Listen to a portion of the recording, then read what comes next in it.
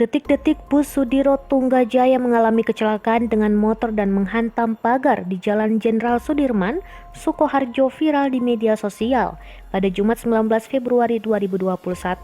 Dalam video yang diterima tribunsolo.com, kamera CCTV milik Dinas Perhubungan Sukoharjo merekam jelas detik-detik kecelakaan. Setelah menabrak pengendara motor hingga terpental, bus bernomor polisi AD1618BU lantas menghantam tembok pagar Pemkab Sukoharjo.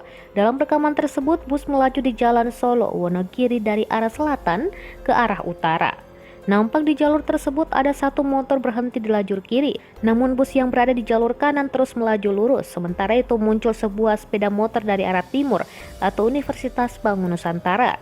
Diketahui pengemudi bus tersebut bernama Wawan Febriantono, 28 tahun, warga Sragen. Sementara pengendara motor berjenis Honda Supra nomor polisi AD2675PU bernama Sigit Yulianto, 40 tahun, warga Kelurahan Jombor, Kecamatan Bendosari, Sukoharjo. Menurut Kanit Laka Lantas Polres Sukoharjo Ibtu Jailani, saat kejadian tersebut lampu lalu lintas dari arah selatan ke utara masih berwarna merah. Setelah menabrak motor tersebut, supir bus banting setir ke kiri hingga menabrak tiang listrik BLK Sukoharjo dan pagar kantor Pemda Sukoharjo. Dalam kejadian itu, sopir bus tidak mengalami luka, sementara pengendara motor mengalami luka pada kaki kiri, nyeri, sadar dan sempat dibawa ke rumah sakit Nirmala Suri.